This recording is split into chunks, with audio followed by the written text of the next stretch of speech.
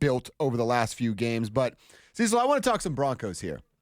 We have our big board, our go-get list, if you will, for all the shows. So Brandon Stokely, Mike Evans, Mark Schlereth, you, me, Zach By, and Philip Lindsay have our top 5. It's up in the studio. Great job from Richie Carney. It's all color coordinated for those that can see color. Yeah. And so you don't know Stokely and I have pink cards because you're colorblind. Oh, now that you're saying it, yes. Okay, so you can see the pink. But the other green, orange, yellow? Yeah, that's right. They all pretty much look the same. Dover, you're the only one with a yellow card. Nice. Nice. All right, maybe Richie is trying to help me out with my color blindness. So we did have to make an adjustment to our list. Yeah, because of Zach Bond. Thanks, Howie Roseman. Yeah, Roseman ruining really our dreams. Screwed us on that one. We debuted our top 5 list, and 45 minutes later, it was irrelevant because Howie Roseman gave Zach Bond all the money. So I moved up. I now have Nick Bolton as my number 1 spot. Still need to address inside linebacker. Love him. Juwan Johnson comes in at 2, the tight end from the Saints. Chris Godwin takes a bump up at number 3. Really, really want the Broncos to address that position and go get a guy like Chris Godwin. I've added to my list a player that we talked about yesterday in Jamin Sherwood, the linebacker from the Jets. Yeah. Now that Bond's off, I feel like it becomes Bolton and Sherwood, but I didn't want to bring Sherwood all the way up to like number 2 because I think you can address it with a Nick Bolton, and they're both probably going to cost you about the same amount. Yeah, cost is going to be about the same. Is the upside different, though? With Bolton, has he reached his upside, and is that as good as he's going to be, even though as young as he is? He's 24. Yeah, there's people out there, Mark Schlereth specifically, so pretty good one. Might want to hold on to that one. I trust what Mark says. Is that something of a concern where it's like, okay, he's kind of peaked, and you're going to be paying for peak performance, and then he better stay healthy and give you peak performance? Or is it a different system? Is it Vance Joseph with a really good defensive line in front of him? Now, you could say that about Zach Bond. Wow, what a great defensive line. Best defensive line in football. You could say the same thing about Nick Bolton. Yeah, your linebackers are going to look better when your defensive line is better.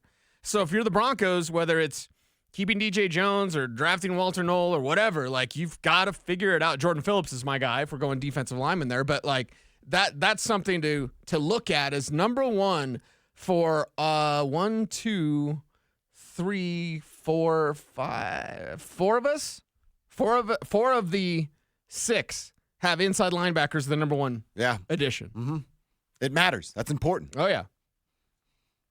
Who was your addition? My addition was... Oh, wow. Went up to number 1. Justin Reed. Oh, yeah. That's right. How did I not know my addition?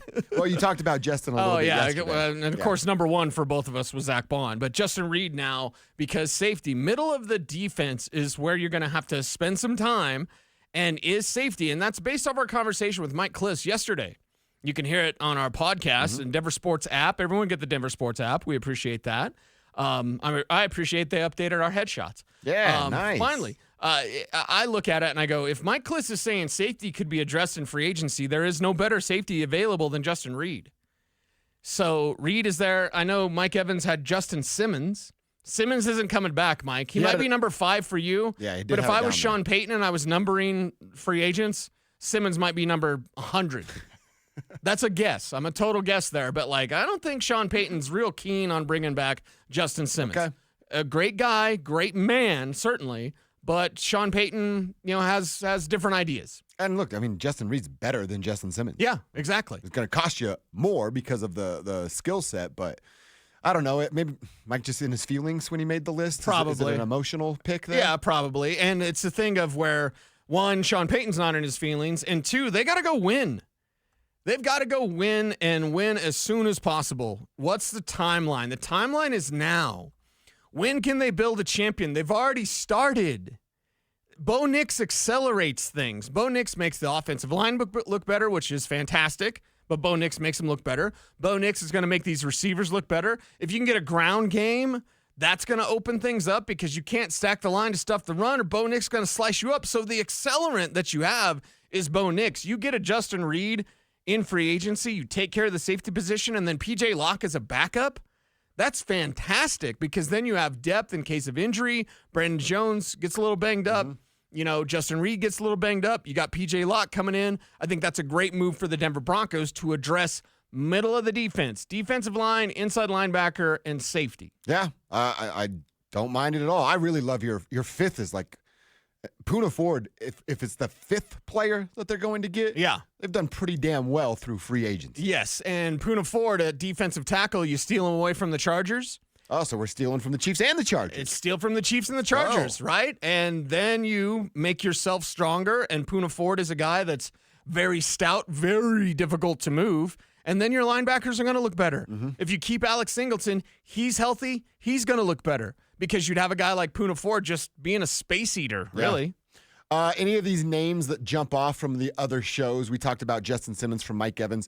Zach Bye has a couple interesting names. His fifth, and again, so fifth, it's the least important for Zach, but it's Gardner Minshew for the backup quarterback role. That's interesting to me that Zach wants to put that on the top 5 list. And I mean, how do you pick Gardner Minshew over the great, who we all want, Jameis Winston, that we'd get to hear?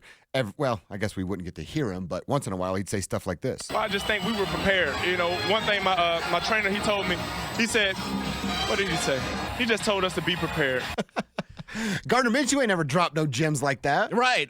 We told Zach Bye to be prepared because he put Cooper Kupp's up there, who's not yet a free agent. Wait, yeah. What's the list here? Be prepared. He should have listened. He should have listened to Jameis. Be prepared. Cooper Kupp's not a free agent yet. And then, of course, Phil's number 1 is a running back. He had to do that just to represent his brand. Well, what'd Stokely do? Oh, Stokely went linebacker. Yeah. I mean, Stokely could have gone Cooper Kupp, breaking rules like Zach Bye. Zach Bye is a habitual line stepper. He is. That's what he is. Yeah. But Gardner Minshew, no thanks. I don't want a backup other than Jameis. I don't want a backup who's any sort of like story. You know? Yeah. Broncos country loves Bo Nix. Loves Bo Nix. I don't want Bo Nix to have a stub toe and then Minshew comes in and in garbage time he throws a touchdown and then anybody suggests anything about Gardner Minshew. And that's kind of where you would be. He's perhaps not a Sean Payton guy. Now, this is a guess. Again, a total guess. But is Minshew a Sean Payton guy? Is he a guy that you're going to grab your lunch pail, you're going to get to work, or is he Uncle Rico? Maybe he'd fit in with Eric Dalala then, hunting Wolverines. So you'd have Gardner Minshew, Uncle Rico. Like, is he that guy to be a lunch pail guy? Because Jarrett Stidham's not great, Bob. But Jarrett Stidham's not going to make any noise. Out of sight, out of mind. He's not going to do anything. Yeah, and he's going to be, you're going to trust him. He knows the system. You bring Gardner Minshew in, and is he going to listen to Sean Payton? Or is he just going to run around and be wild? You know what I mean? So I think Gardner Minshew is probably the most interesting of our list here. And I don't know that I need. I will have to ask Zach what his thinking is on this. Of like, I know it's football and it's literally inevitable. It's 100% injury rate. So Bo's not going to go his whole career and play every single game. But I don't know. I don't think that you need. Not that Gardner Minshew's this giant name, but I think that's what you're kind of hinting at. It's almost too big of a name to be behind a second-year quarterback that he's still going to struggle, improve, and excel throughout his second and sophomore season. Yeah. Stink has Milton Williams, defensive tackle from the Philadelphia Eagles. That's his number 1 spot. The problem with Milton Williams, unlike Poona Ford, because this has to be factored in, and I know Stink is prepared, like Jameis told him to be, Milton Williams is going to get paid. And we know that Philadelphia made room for more money for Saquon Barkley. Yeah. We know that Philadelphia made room for more money for Zach Bond. The money's going to run out eventually. And Milton Williams now teams with more cap space. You know, you're hearing reports of like Carolina would be interested, stuff like that. Milton Williams is going to get paid in a way that Poona Ford is not. So while it Stink's number 1 guy, and it would make a lot of sense, he's coming off a career high 5 sacks, Milton Williams is going to take a monster salary. I mean, I'm not saying one of the largest in free agency, but at his position, I imagine that Milton Williams comes away highly paid in this free agent period coming off a Super Bowl win. See, and I think that, I mean, especially with everybody's top, really even the top couple outside of Milton Williams there, where we're all kind of looking at this similarly financially of this isn't the year to make that big splash. George Paton has said it. Greg Pinner has said it. They can still make some splashes. Look, if they get Chris Godwin, who's on, 4 of the lists up there, I think that's a pretty big splash in the NFL world, but it's not breaking the bank that you're kind of hinting at that a Milton Williams would. I think the Broncos' big splash, we can break the bank kind of moves, that's still a year away. You're still eating $30 million of Russell Wilson, and I know the salary cap went up, but it went up for everybody, so it's a wash there. I think those kind of moves. Now, do I hate the idea of Milton Williams? Absolutely not. I, in fact, love it from Mark Schlereth. But I think that kind of big dollar move is still a year away. Yeah. This time next year, we can talk about that stuff. We're talking, even though they're notoriously cheap, the cap space for the Chargers is $83 million. Wow. So if they want to upgrade, and full disclosure, I mean, that's why he's number one for stink. Milton Williams is better than Poona Ford, but Milton Williams is going to get paid, and Poona Ford's going to get a real good deal. The Chargers, $83 million in cap space. You know what they're going to do? Hey, let's get that upgraded defensive tackle. Let's move on from Poona Ford. We like him. Yeah. But Milton Williams is there. Let's go break the bank for him. That's a move that they're going to do. Similarly to the Broncos, what's kind of eerie is the Chargers, also with Oregon quarterbacks. Shout out Oregon Trey. Yeah. The Chargers have similar needs to the Broncos. They need a tight end. They need running backs. They need defensive tackles. So the Chargers, with a whole lot of money, they might make a move for Milton Williams. So it's a nice pipe dream, but at the end of the day, I'm not sure that's where the Broncos spend the most of their money. If I'm guessing, that ain't no guess. That's what's going to be. The Broncos spend most of their money at inside linebacker. What do you think Poona Ford costs compared to Milton? Half. Whoa. Yeah. Okay. Yeah. So And he's out. He's out. we can look, Kev, if you want, you could look at Spot Rack and see what the estimated contracts will be. I know our buddy Chris Thomason, who's the best, he's going to tell you what he thinks. He don't give a damn, dude. It's awesome. It's great. Love Chris. He had that when we were talking about conversations of Zach Allen. You know, Zach Allen reports indicate he may want $25 million. Spot Rack says his market value is going to be about $22 million. Okay. I'm sure that's there also for Milton Williams, and it's certainly there for Poona Ford, but it's going to be a significant discount for a player. Yes, Williams is better, but you got to work on a budget. Like you said, you're still paying off Russell Wilson. I think the Broncos do that, and mainly safety inside linebackers where they can spend their dough. And it's interesting that Phil is the only one without Juwan Johnson on his list. Oh, well, the Broncos might not have Juwan Johnson on their list. Oh, and that's right. Phil loves Gesicki. That's his guy. Yeah, and He's looking there's for a Mike Gesicki. lot of now like internet buzz, like Twitter buzz of Gesicki being connected with the Broncos, or just fans kind of wishing that, because you know what Gesicki is? He's 6'7", and he's just a receiver. So, hey, big guy, go run routes. Yeah, that's Again, appealing.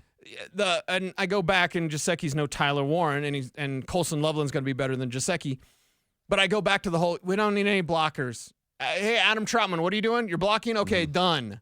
You don't need Gesicki can't block. I don't care. As long as Michael Burton, Nate Atkins, and Adam Troutman are on this team, if you say blocking tight end to me again, I'm going to lose my damn mind. Yeah, it's like saying fullback to you. Yeah, exactly. And all I'm saying. Not you, by the way. The Right. collective whole. The royal we. When Andrew Mason says on Orange and Blue today, hey, I don't think they may like Juwan Johnson as much as others. I go, oh.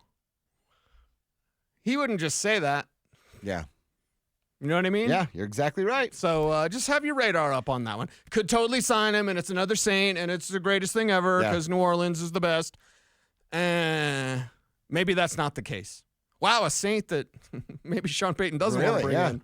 Okay. It'll be interesting to see, of the 35 names up there on that board, do we just rip 30 of them off Monday morning at 10:10 because everything's gone the other way? Yeah, there's going to be some third wave free agents that'll still be up there. Yeah. But what? Mike Evans doing the AARP show? His last three guys are, I mean, Aaron Jones, Keenan Allen, Justin Simmons. They're getting a little long in the tooth on the list right there. By the way, Kev says that Milton Williams averages $17 million, the projected value of his contract. You can't do that. You can't do that right now if you're the Broncos. Yeah, you can't afford it. Mike Kliss told us yesterday they didn't want to spend more than $12 million on a linebacker. Yeah. So, yeah, I think player, great. Yeah. Mark's absolutely spot on with the player. Yeah. It's the contract and the money coming. I don't think it's going to match up. And then $6 million for Poona Ford? That's what the market value says? It's a third. Yeah, Poona Ford, that's a real target right there. Broncos country, you got a list? You like ours? You hate ours?